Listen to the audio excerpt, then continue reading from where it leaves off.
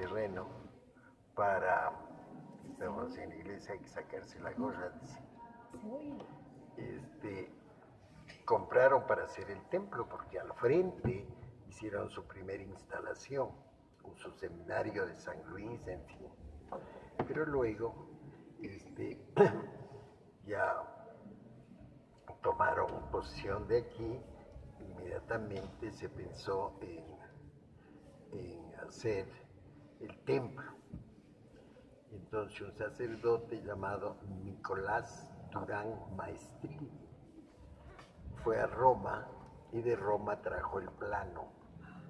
El plano, como todas las iglesias jesuitas en todo el mundo, siempre tenía que reproducir el plano de la iglesia del Jesús, dicen, de Roma, que es la primera iglesia jesuita. Entonces la reproducían a veces en más grande y a veces en tamaño más pequeño. Este es más bien como intermedio, no es ni muy grande ni muy pequeño. Entonces ustedes pueden ver que está esta nave central, esta es única nave, la nave central de cañón, bóveda de cañón, cañón corrido se llama eso. ¿Qué significa? Y a los lados significa que es como la prolongación de un arco, ¿sí? Como una prolongación de un arco. En perspectiva, ¿no? Como sucesión de arcos, sí. Pero sin interrupción. Sin interrupción. Eso es bóveda de cañón, que es la misma técnica de la cúpula. Bueno, pero quería decir que los espacios laterales no son naves, son capillas. Como ven, cada capilla tiene un retablo. Ulala International, el programa creado para ti. Cultura, historia, música, deportes, gastronomía, entrevistas en vivo. Ulala International, bajo la dirección de David Espinel García.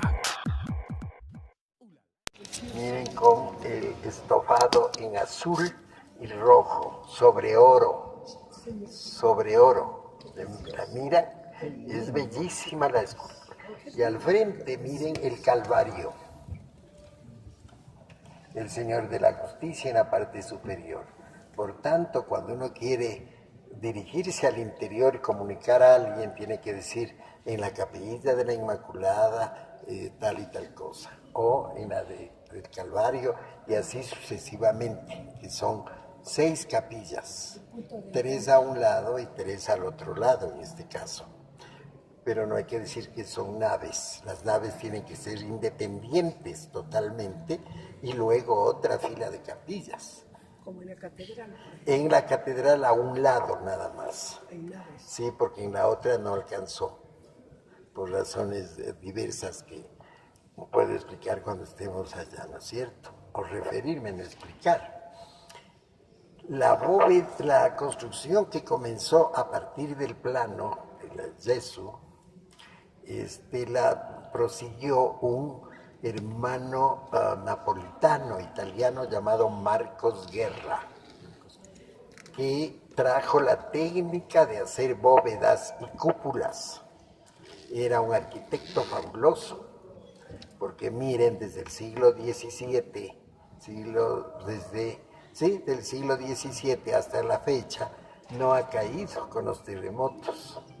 Y ha evitado las goteras, que ese es el gran problema de los primeros templos, antes de que viniese Marcos Guerra, eran de teja.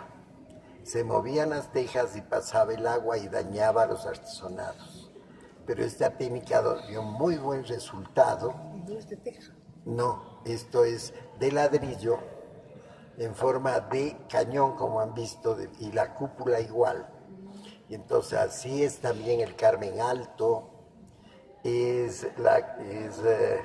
la Merced, son después, hechas de Guápulo, en fin, hechas después de la avenida de Marcos Guerra para terminar de hacer esta iglesia.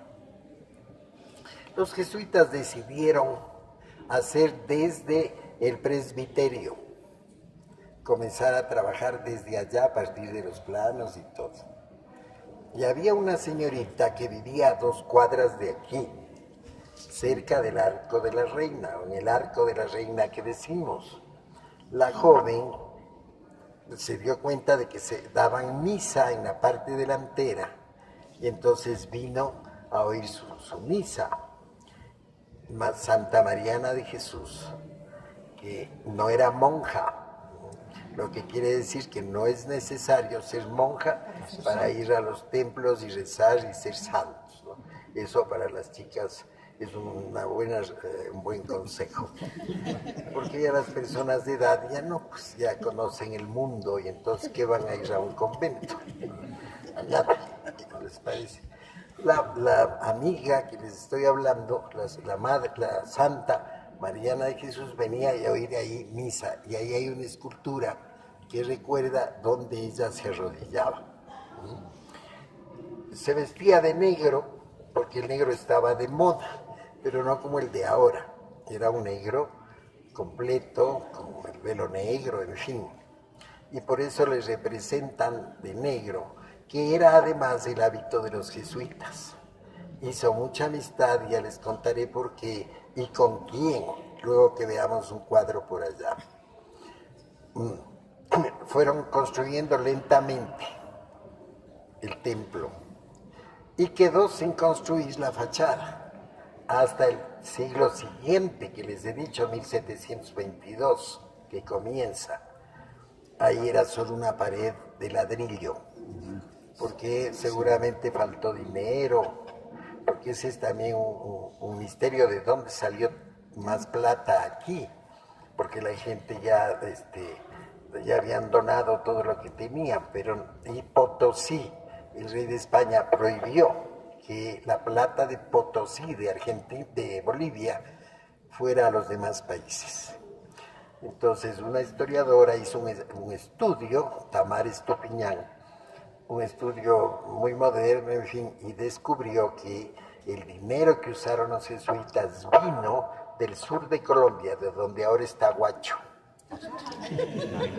Ahí eran las minas de plata y que se comenzaron a explotar, que probablemente eso explica en un siglo muy pobre que fue el siglo XVIII, se haya hecho estas construcciones tan valiosas, ¿no? Tan caras, si se quiere. De modo que la nave central tiene arcos de medio punto. Igual las capillas están separadas por arcos de medio punto, que les dije que es la mitad de una circunferencia. La decoración también es de Marcos Guerra, y la decoración es de arte mudéjar, de tipo árabe, con igual la parte de la bóveda, con una característica casi propia de Quito, que es haber pintado el fondo de color rojo. Los indígenas constructores, porque aquí todo hicieron los indígenas, los europeos, los españoles, en fin, solo dirigieron. La mano de obra es indígena y además el talento es indígena, porque una cosa es ver el dibujo y otra cosa interpretarlo, y interpretarlo con esta calidad sorprendente. Entonces los fondos rojos, para que se vea más el dorado, ¿no es cierto? Porque eso está hecho con yeso y cal, el alto relieve, pero encima lleva polvo de oro en toda la extensión, salvo, claro, en lo que es de la madera que yo veo al fondo, el coro, San Juan Bautista que está allí, y la puerta, toda la mampara que se llama, y las columnas salomónicas, churriguerescas, así llenas de uvas, como son estas de los lados de los retablos, es salomónica churrigueresca. Era esta familia churriguera, una familia española del comienzos del siglo XVIII que exageró completamente el barroco. Por eso dicen también barroquismo. Pero estos escultores, que eran 3, padre y 2 hijos, algo así, Churriguera, de apellido Churriguera, exageraron. Y miren, algún dibujo debió haber llegado acá. que los constructores se inspiraban en eso, en grabados y dibujos, y reproducían a su vez de acuerdo a sus ideas. ¿Sí? No, quisiera saber, tú dijiste que la portada se construyó después del templo. Claro. Y ya estaba terminado tal como lo vemos cuando se hizo la portada. Ya, salvo el retablo principal, que se hizo casi al mismo tiempo. Ahora que nos adelantemos allá, veremos el retablo principal. ¿A qué le llamas retablo? Al del presbiterio, no es altar. Ayer dije retablo. El altar es la mesa Allí, ¿cómo no? para celebrar la misa. Lo demás es el retablo. A veces nos confundimos porque la misa se daba de espaldas al público hasta el Concilio Vaticano II. ¿En qué año fue eso? 1958. 50, 60. 58, que creo que murió Juan Pablo XX. Sí, 58. Yo estaba en el colegio, todavía, claro, del siglo pasado, pero no vayan a confundirse. Bueno, se da la misa de frente al público y en español, en las lenguas nacionales. Eso dispuso el Concilio Vaticano II, ya no en latín. Ahora, de modo que la obra muerta, si se quiere, y la obra decorativa corresponde al hermano Marcos Guerra, que además hizo otras obras en Quito, no solamente aquí, ya mencioné el Carmen Alto. Ahora, tenemos que entender cuál era la idea del barroco religioso. Para poder entender el templo y todo lo que hay aquí, hay que interpretar eso, saber qué es cómo era la idea religiosa en el periodo barroco. Ayer les hablé también del Concilio de Trento.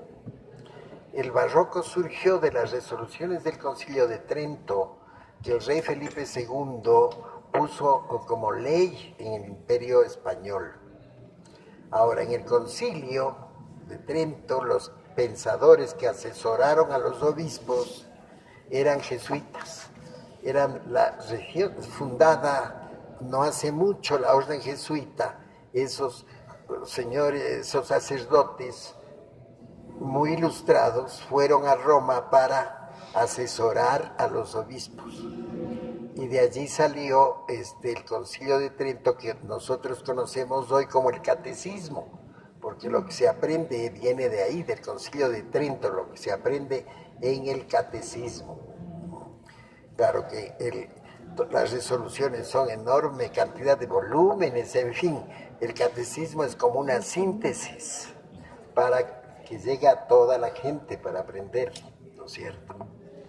Y allí se decía, entre tantas instrucciones que se puso allí, cómo debe ser el arte, les dije, cómo debería interpretarse a la Virgen María y a Jesús. A Jesús siempre hay que ponerle capa roja de emperador, como los griegos ponían, y los romanos. Entonces hay que poner capa roja a Jesús. Por eso cantidad de cuadros que hay a partir de la declaración del Ecuador al corazón de Jesús, la familia Salas pintó cantidad de cuadros que siempre llevan la capa roja, ¿no?, de emperador, de rey. Los griegos ponían a sus reyes capa roja. Entonces, también se decidió de cómo tenía que ser la vida cotidiana. También dije ayer qué hacer con el dinero, porque volver al cristianismo original significaba desprenderse del dinero y vivir en comunidad, con el trabajo de las manos y ayudar a todos. Los primeros padres de la iglesia llamaron al dinero excremento del demonio. Y claro, no quisieron ni siquiera tocarlo, por eso entregaron en los lugares donde había o circulaba dinero, le entregaron a los judíos. Ellos son los que hacían todos los negocios y eran prestamistas, en fin, porque los cristianos no querían tocar siquiera el dinero. ¿Cómo ha cambiado todo, no es cierto?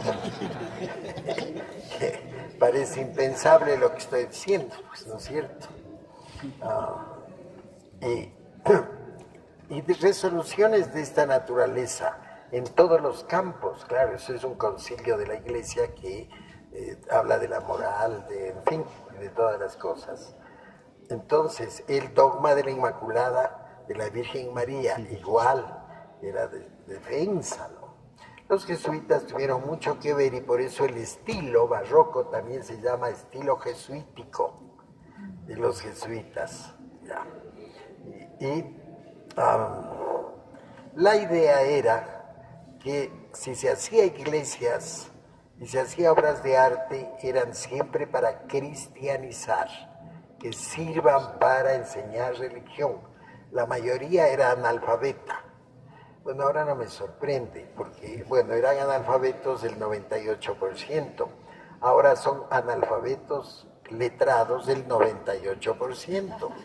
No ha cambiado, digamos, en ese sentido, porque ya no comento porque es otra materia, es otra cosa, ¿no es cierto? Entonces, aún analfabetos, que era la mayoría, la Iglesia tenía la obligación de cristianizarlos.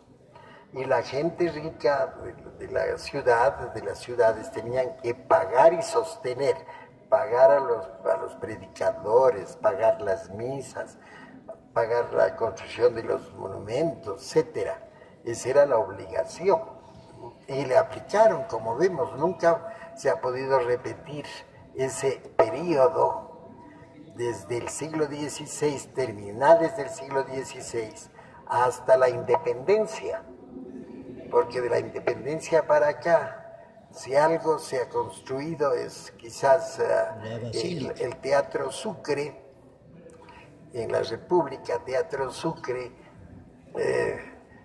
no sé qué otra cosa mencionar, porque todo lo demás es un horror de cubos de hierro por todo lado.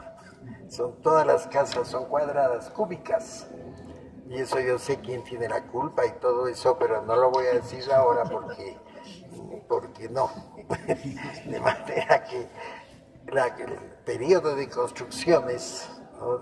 Si en Quito, en el lugar de patrimonio, son 36 templos los que tenemos. Conocemos los principales, claro.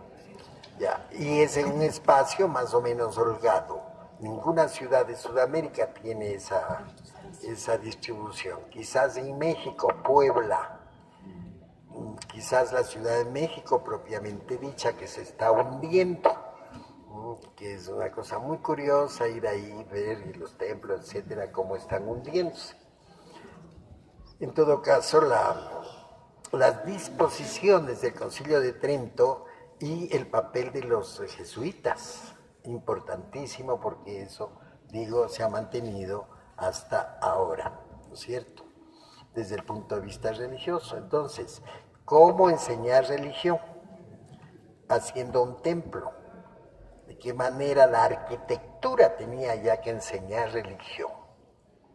Entonces, desde la entrada, en la portada, yo les dije, hay San Juan Bautista ahí, que está con un cordero ahí, es la estatua de San Juan Bautista. ¿Y qué tiene que ver eso con la Biblia? ¿Quién era San Juan Bautista? Cordero de Dios. Él El que le bautizó. El que bautizó a Cristo y que es el que anunció, dijo, otro más grande viene después de mí. Ya. Pero la Biblia es un libro enorme. ¿Cómo comunicar eso? Entonces se decidió en casi todos los templos dar lecciones bíblicas mediante imágenes, mediante ilustraciones. Y por eso se decidió poner en este templo los 16 profetas desde la entrada venía un sacerdote e iba explicando en cada uno de los pilares, iba explicando quién es ese profeta y qué había hecho ese profeta. Eso lo haremos luego, ¿no? Pero yo indico por qué. Entonces, alguien que no sabía la religión entraba y le explicaban desde el comienzo. Decían, después de la creación del mundo, en fin, vinieron los profetas para anunciar la venida de Jesús. Y estos son los profetas. Y les iba enseñando. No contentos con eso, también se enseñaba, se ponían dos historias de la Biblia. Ustedes que han leído mucho la Biblia, sobre las enjutas de los arcos hay una historia bíblica. ¿Qué historia de la Biblia es? Observen con detenimiento. Sansón. Sansón. Sí, Sansón. Toda la historia de Sansón está puesta ahí. Sansón y Dalila, que está con su tijera cortando el pelo, porque él se confió demasiado. Nunca hay que confiarse demasiado. Y Dalila le cortó el pelo. ¿Se acuerdan? Y le quitó la fuerza. ¿Sí se acuerdan de eso, no es cierto? Porque tenía en el pelo, tenía la fuerza. Claro, tenía la fuerza y le dijo el secreto a Dalila, a cambio de no sé qué cosas. Y perdió la fuerza. Aquí se cuenta todo, desde el comienzo de la historia se cuenta ahí. Y al frente se alcanzan a ver sobre las enjutas, acá, hay otra historia bíblica. ¿Cuál? No adivine. No adivine. No se ve. Vean allá, pues parándose de allá. No voy a sacar y ponerle de acá para que... ¿Qué será? ¿Qué será? ¿Ah? José, perfecto. Usted se ha leído la Biblia. Ya se derrumbó Sansón. Es José vendido, si saben esa historia de la Biblia también. José vendido. José vendido a los egipcios, claro, por sus hermanos. Eso cuenta esta historia. De todos los episodios. Pero lo interesante es que esto ya es de autor anónimo. No sabemos quién ha hecho. Pero no era un artista calificado de eso, sino un artesano que no sabía leer. Y algún sacerdote le leyó a él y al grupo que hizo, porque la técnica sabía, es estofado en oro, eso sí, pero no sabía leer. Y entonces él interpretó a su manera. Y todos están vestidos como soldados romanos, en un tiempo que no había Roma. Y por ahí hay unas alfombras de guano, ¿no? Y por acá hay unos armarios donde se ponen los platos, como en Quito. Y también hay una cuja, ese catre para una sola persona, de tijera, ¿no? Y así una serie de cosas. Pero lo más curioso es la mujer de Putifar. ¿Quién era la mujer de Putifar? ¿Quién era? Bueno, cuando José fue vendido, fue a parar a manos de un señor en Egipto llamado Putifar, que era un hombre rico y muy cercano al faraón y cosas así. Y le cayó muy bien, José le cayó muy bien a su amo, y a su ama más todavía. Ella se fascinó con José. Y entonces comenzó así a mostrarle los dientes y a decirle bonito buenos días y así cosas. Pero él nada. Entonces un día ella ya se sobrepasó y le quitó la capa. Y él dijo, no, usted es la mujer de mi patrón, yo no puedo estar con usted. ¿Cuál será la otra palabra? Delinquir. No sé qué será. Adulterar, dice. No, porque eso es solo con el trago. Se mezcla y se adulteran las bebidas, eso. No. Entonces, Pero ella, ante el desaire, fue al marido y le dijo: José quiere seducirme. Y claro, el patrón le dijo: peste atrevido, y he sido tan amable, que me fuera de aquí a la cárcel. Le remitió a la cárcel. El resto de la historia lean ustedes en la Biblia, porque no tengo por qué estar repitiendo todo. Lo que quería hacerles ver es que la mujer de Potifar lleva una falda de color verde y una blusa amarilla, me parece, y zapatos negros. ¿Pueden ustedes creer que una egipcia se vestía así? Nunca. Esas tablas son el origen, en mi modo de ver, del arte andino ecuatoriano, del arte ecuatoriano, porque es la primera interpretación, o segunda tal vez, de la realidad, porque hasta entonces todos los artistas representaban asuntos celestiales con la versión europea de rostros, cuerpos, vestidos, etcétera, europeos, y no, la realidad no entraba. Estas tablas del comienzo del siglo XVIII son los indicios, como decía Agustín Cueva, indicios de que algo se está cambiando y que en el futuro será. Y ahora, claro, tenemos Guayasamín, en fin, ese es el comienzo de un arte, ¿no? Yo le presto mucha atención a estos trabajos en madera de las enjutas de los arcos, las dos historias. Entonces el que entraba tenía que estudiar los profetas y estudiar luego estas historias de la Biblia, en fin, que es la historia, ¿cómo le llaman? Historia sagrada, la historia sagrada, hasta llegar al crucero. Y entonces en el crucero levantan la cabeza y observan el tetramorfos, los símbolos de los 4 evangelistas, cada uno con su representación. Mateo con el ángel, San Juan con el águila, San Marcos con el león y San Lucas con el toro, ¿no es cierto? El tetramorfos en el crucero, porque el que quiera ir al cielo tiene que pasar de la historia sagrada antigua, pasar al Nuevo Testamento, leer los evangelios, y eso le lleva a la cúpula. La cúpula representa el cielo, en el arte barroco es cielo, por eso se pone estrellas y ángeles, porque esa es la representación del cielo. De esa manera se enseñaba a la gente cómo tenía que ir, hasta lograr, ¿no es cierto?, que la gente aprenda las verdades, los principios, los fundamentos de la Iglesia Católica. ¿Puedo descansar un minuto? Valen mucho en términos económicos, ¿de qué otra manera puedo? ¿No?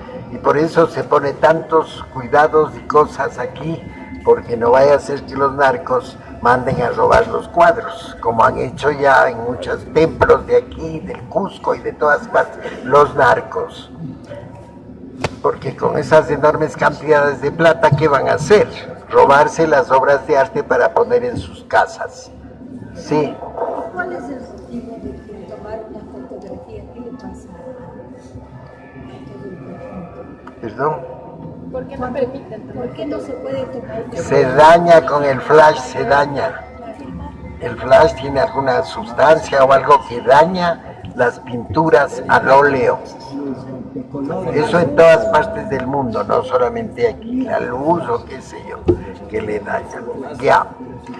A ver, entonces, ¿por qué en la historia sagrada se estudia los profetas? Porque los profetas son mesiánicos, siempre estaban profetizando la llegada del Mesías, la llegada de Jesús, ¿no? Por eso el papel importante dado a los profetas. de estas pinturas que ustedes ven a los lados, son 16, porque son 16 profetas los que se mencionan en la Biblia. Y claro, las pintó a esos profetas, fueron pintados por Nicolás Javier Goríbar Martínez. Nicolás Javier Goríbar Martínez. Y entonces, esto es lo más valioso, digo, es un tesoro que debemos cuidar para que no vaya a desaparecer, porque claro, la fachada no la pueden robar, pero quizás los cuadros sí, ¿no es cierto? Y entonces hay que tener sumo cuidado para que eso no ocurra.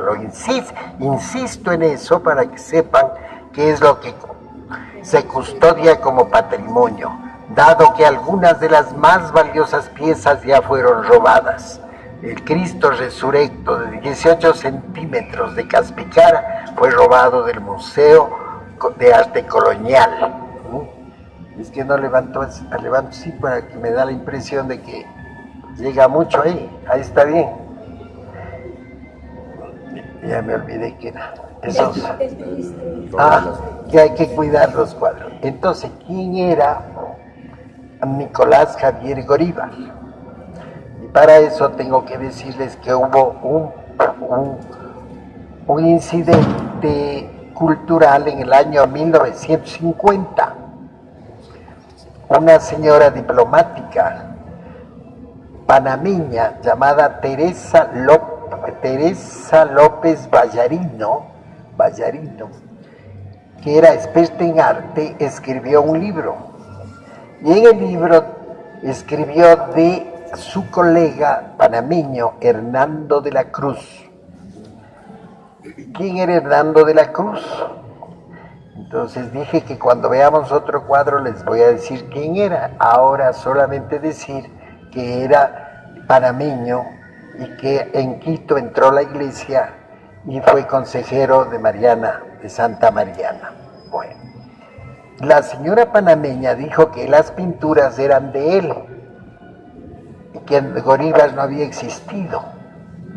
Y entonces se armó un alboroto en Quito y el presidente de la Casa de la Cultura, Pío Jaramillo Alvarado, ordenó hacer una investigación para aclarar todo este asunto.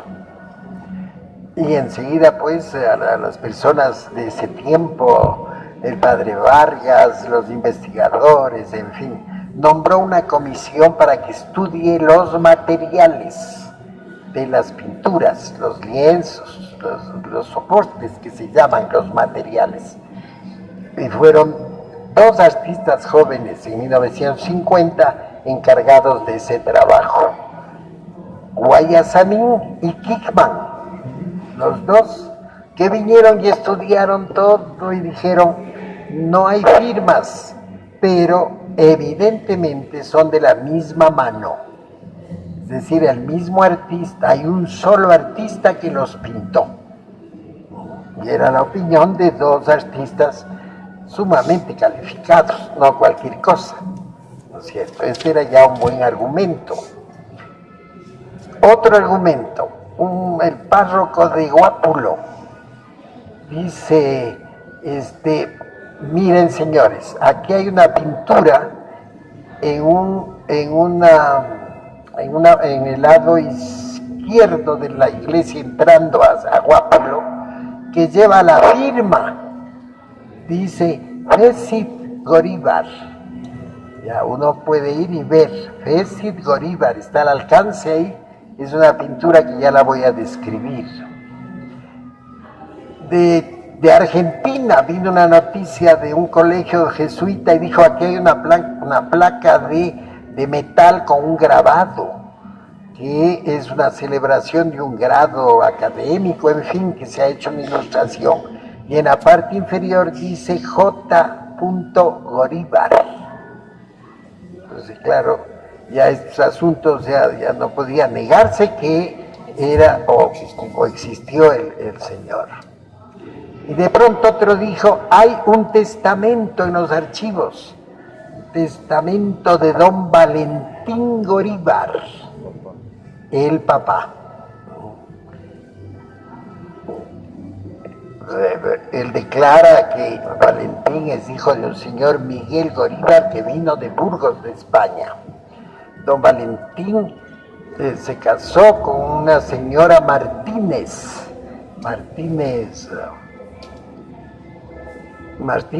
Ruiz.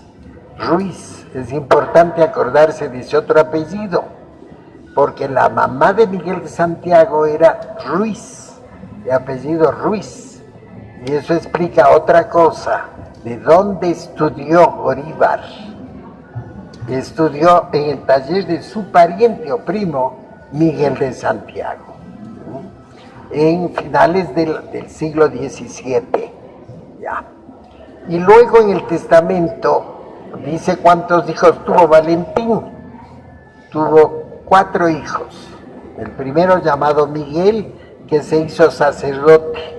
Tuvo que pagar 1,000 pesos para la carrera de él, ¿no? Por tanto, no le dejó herencia porque había gastado 1,000 pesos.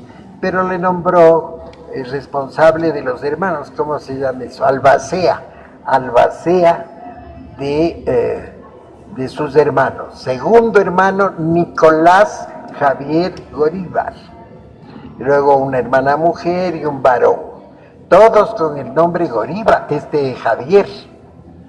Curioso porque Javier, todos les pusieron Javier, y eso revela la amistad de esta familia que tenía su casa en San Roque, la amistad con la orden jesuita. Claro que sí, porque San Francisco Javier fue canonizado, ya era santo de la iglesia, y entonces le pusieron a todos los hijos Javier, y a la hija María Javier también. No, Javier, así como digo. De manera que con el testamento ya era imposible afirmar que no había existido el artista. Pero no solo eso, porque la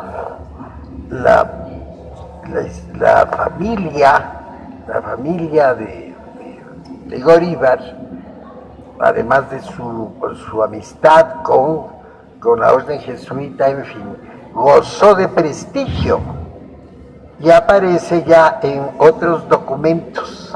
Uno de una petición de los barrios de Quito, y aparece firma de Valentín Goríbar y de Nicolás Javier Goríbar. Aparecen documentos.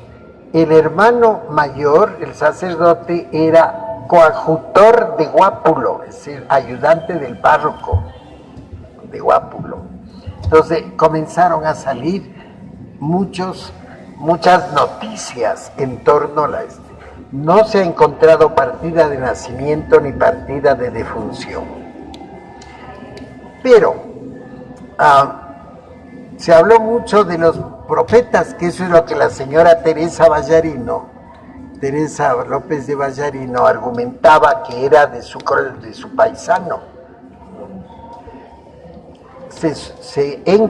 No se encontró, sino un experto leyó, el padre Vargas, leyó una Biblia publicada en 1710 en Venecia, Biblia Sacra de Nicolás Pesana, y compararon los cuadros de las fotografías con algunos de los dibujos de esa Biblia, que quiere decir que el artista se inspiró en esos grabados que están en esa Biblia. Para entonces, Hernando de la Cruz llevaba muerto 60 años. Y entonces ahí quedó callada la señora, porque las pruebas son las contundentes. ¿Qué más podía decir? Ya no se podía argumentar ninguna otra cosa. No, simplemente que este artista quiteño, Vino un experto de España porque dijeron que sus cuadros eran de Zurbarán, el gran artista español. Los expertos vinieron y vieron y dijeron, no, este es otro artista, no es Zurbarán. Se fueron a Lima y ahí se encontraron algunas pinturas de Zurbarán. En la iglesia de San Francisco y en un convento de monjas encontraron cuadros de Zurbarán. Pero bueno, entonces finalmente esto quedó confirmado. Ahora me han dicho que hicieron ya la restauración, conservación, limpieza de sus cuadros y que en alguno encontraron las iniciales, ¿no? G. Esto no les puedo asegurar. En todo caso, les doy la información de la historiografía de las pinturas. Ahora, entonces, ¿por qué tanta cosa? ¿Qué son los cuadros, ¿no? La maravilla de los cuadros. Ya. Primero, díganme, a ver quién sabe los nombres de los profetas. A ver, aquí dijo Isaías y acá Daniel, 2 de los mayores. Jeremías y Ezequiel, 4 de los mayores. Ahora díganme los 12 menores. Ahí leyendo, ahí dice Amós, Oseas, Miqueas,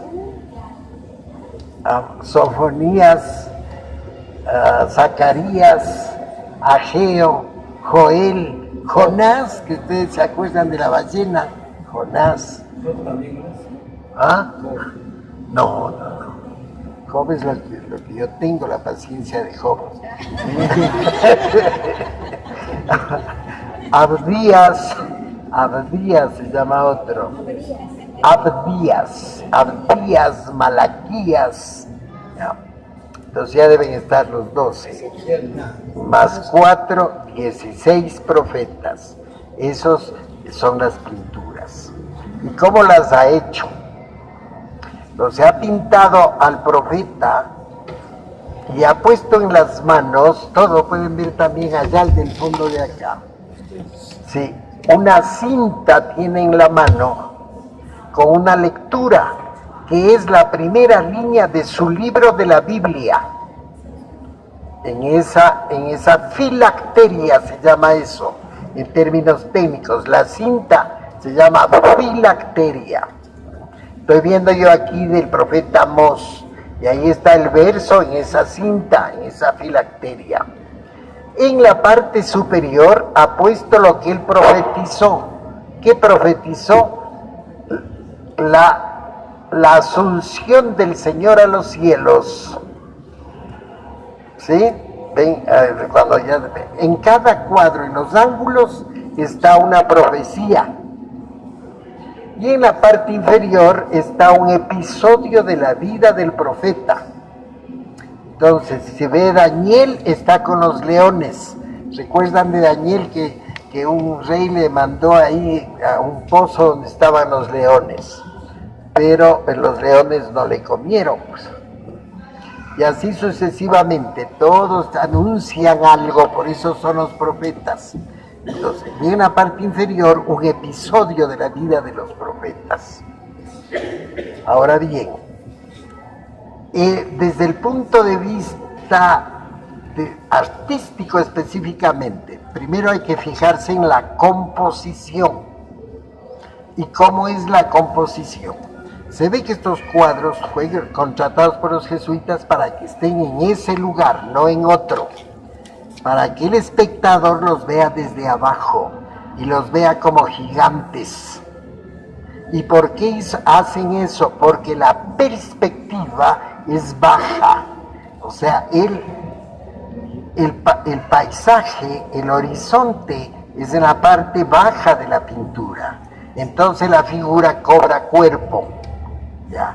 Si estuviera en la parte alta, habría que achicar el cuerpo de la persona, porque hay perspectiva baja, perspectiva media y perspectiva alta, ¿sí?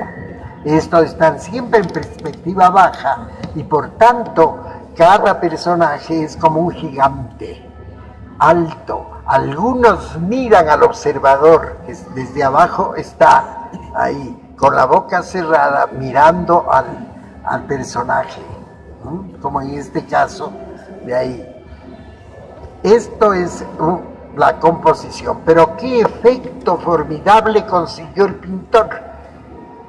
Miren en ese caso, detrás de la figura del profeta están las nubes, que se están moviendo con el viento de la tarde. Ahí las nubes se van, que uno puede ver, ¿no? Detrás, cielos y cielos. Y en este caso de Amós, esas nubes se están moviendo, ¿no? Es un efecto maravilloso, cinematográfico. Y miren que estamos en 1710, que él debe haber pintado en ese año, ¿no? Esta maravilla. Ahora, otra cosa, el color, que nomás se ve cuando se ve una pintura: composición, color, soportes o materiales, dibujo. En este caso, primero el dibujo. Es un dibujo de gran perfección, porque ya he estudiado minuciosamente, no todos reproducían los grabados de Pesana. Hay otros, y otros que tal vez fueron modelos. No todos se han sacado de esa Biblia, los 16. Entonces, José Gabriel Navarro en su historia puntualiza qué cuadro de quién, etcétera. El que más me gusta a mí, que le señalaré al final, es el profeta Sofonías. Sofonías, que está a la entrada, ¿no? Está mirando el mar. El viento le mueve la barba y él está mirando a la distancia, como preguntando qué es, dónde, cómo, ¿no? Como todos los seres humanos nos preguntamos y qué preguntamos en el vacío, en la distancia. Y está en grises. Ahora, por el color, vean ustedes, cada cuadro pareciera que repite la misma gama, pero no la repite. Hay diferentes rojos, diferentes verdes, diferentes amarillos, diferentes azules. Pero lo que más hay son grises, los colores son agrisados.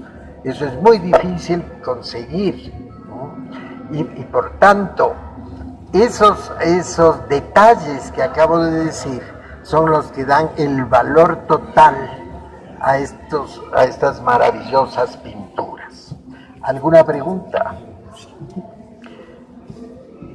La fachada. Ya, entonces ahora quiere decir que están hechos al mismo tiempo. Sí, también el padre Leonardo de Euler trabajó, y un hermano tirolés de apellido Winterer hizo el retablo mayor, el retablo principal. Winterer. Aquí entonces pechinas. Al finalizar los pilares estos enormes, están las pechinas, y en las pechinas están los óvalos, y dentro de los óvalos se representa a los 4 evangelistas, se llama tetramorfos, los 4. Ya, acá yo estoy viendo el de León, San Marcos. Entonces ustedes interpreten, vean, fíjense, memoricen San Marcos, San Lucas, San Juan y San Mateo. Cada uno tiene su símbolo, ¿no? Marcos el león, como en Venecia se ve la gran iglesia, y ahí el león. Y San Juan con un águila, y San Mateo con un ángel, y San San Marcos con un toro. No, San Lucas con Juan. Acá. Ahí al pie, en el óvalo. Eso está a un lado, sí. Y con lo que les dije allí, con la finalidad de decir a los fieles que tienen que leer los evangelios para ir al cielo, ¿cierto? Luego, el retablo mayor, la capilla mayor, El presbiterio son los nombres que se usan para el mismo lugar, ¿cierto? En el altar, en la parte inferior del altar, no en el retablo, sino en el altar donde se da la misa, hay un cofre, que son los restos de Santa Mariana. Ese cofre que ustedes ven ahí, están los restos. Luego viene los santos, los 4 santos que están en el retablo mayor.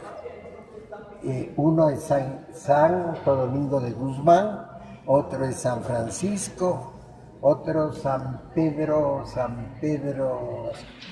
Nolasco y otro es San Agustín. Es decir, en honor de los 4 santos de las primeras 4 órdenes religiosas que vinieron a Quito, hicieron sus templos. Y luego entonces en la parte alta está un conjunto de la Trinidad, del Espíritu Santo, el Padre Eterno y el Niño Dios y los angelitos, San José y la Virgen. No son del mismo tiempo, era un Cristo ahí en ese lugar. A comienzos del siglo pasado le cambiaron y pusieron esa escultura que está hecha por un autor del siglo XX.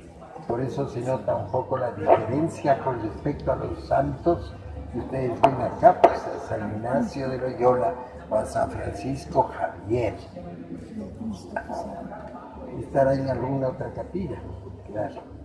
Ahora bien, entonces, como ven, es madera cubierta con oro. Para ese oro tiene que ser de 22 quilates, si no, no brilla. Casi el oro que utilizaban los dentistas cuando usábamos los dientes con oro. Pasó la moda y tuvimos que sacarnos los dientes y el oro por la edad. Ya, para completar un poco, antes de salir, hubo un incendio aquí. Esto era, ¿cuándo sería? No, era después de la guerra del Alto Cenepa. 99, por ahí. Allá. 96. Pero yo me acuerdo que fuimos invitados a Perú, porque luego de la guerra hubo la paz. ¿Se acuerdan? Entonces había que haber entendimientos con el Perú. Y los poetas peruanos nos invitaron a 3 poetas ecuatorianos para ir a Perú. Y era Margarita Lazo, Jorge Enrique Adún y yo. Fuimos los 4 en ese plan de la paz, ¿no? Estuvimos en un taxi en Lima y oímos en la radio, suspendieron la música que pasaba y dijeron incendio en la Compañía de Quito. Y nos asustamos tanto porque solo dijeron incendio en la Compañía de Quito y algo así porque era temprano. Entonces dijimos al taxista, por favor, nos lleva a la embajada, no a donde íbamos, sino a la embajada de Ecuador, para averiguar qué es lo que pasaba. Y ahí ya nos dijeron, en la embajada nos dijeron, sí, se ha producido un incendio, pero se ha logrado detener. Y el incendio era en el retablo de San Francisco Javier. No estaba el santo donde ven ustedes, estaba en el taller de restauración. Entonces pero esto había ocurrido en la madrugada. Esto es como un horno de ladrillo y se sabe que un alambre, porque estaban restaurando, quedó un alambre con un foco cerca de un galón de piñer, cerca. Se calentó y estalló seguramente y se fue llenando de humo. En ese entonces había mercado en la calle de al lado, mercado que vendían ropas y jabones y licras allí, sucres, no sé. Pero en todo caso, alguien levantó la cabeza y vio que por esa linterna de la cúpula salía humo. Y entonces inmediatamente los comerciantes hicieron el alboroto. El padre Mendoza, en ese entonces jesuita, era el párroco. Y él vino a abrir la iglesia y ha entrado por esa tribuna. Y todo estaba tan caliente que se quemó los pies. Eso ya los bomberos de todo el mundo llegó y se detuvo el incendio.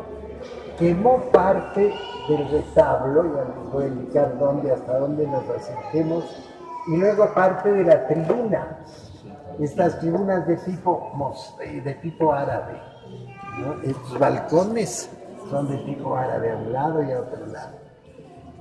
Estos fueron dorados por Legarda, a él le contrataron para dorar el retablo y estas tribunas. Se quemó, como ven, donde está brillando, todo eso es nuevo. Lo demás, me explicaba, se quemaron los profetas, los apóstoles, los 4 evangelistas, son nuevos, hechos con el mismo, una copia del original. Yo vi hacerlos en el taller. Yo soy de la fundación de la iglesia de la compañía y vine a observar cómo trabajaban. Se quemaron los ángeles, se levantaron, eran pinturas en la pared, con el calor se levantaron. Igual entonces se perdió el brillo de algunos de los lugares, esto era más brillante, con el humo se bajó. En todo caso, yo recuerdo que para trabajar y buscar oro, pan de oro, era una enorme cantidad de dinero que dieron los bancos. Claro, mis queridos bancos del Pichincha y de los Andes. Los Andes no existe, pero el del Pichincha sí, y esperemos que exista por mucho más tiempo. Bueno, ya no sé qué pensar, pero dieron plata. Cosa rara, no rara.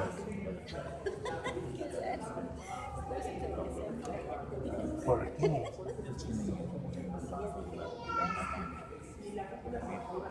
Ah, sí, pues son muy católicos, especialmente Fidelito, pero el símbolo de él no es la Inmaculada.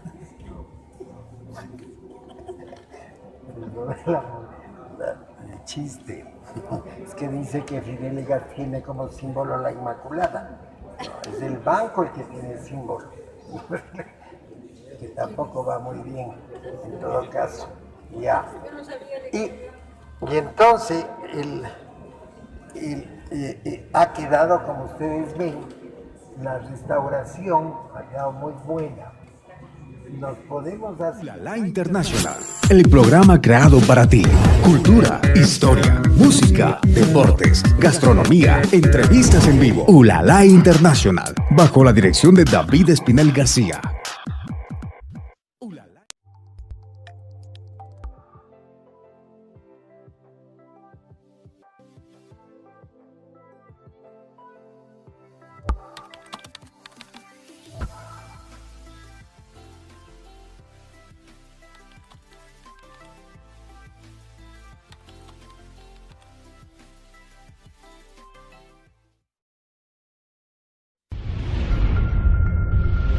¿Quieres conocer el mundo? Empieza ahora. Vive la experiencia a través de su gente, sus costumbres, su cultura, su historia, su gastronomía, sus vivencias. Descúbrelo en nuestro segmento Le Monde d'Aujourd'hui.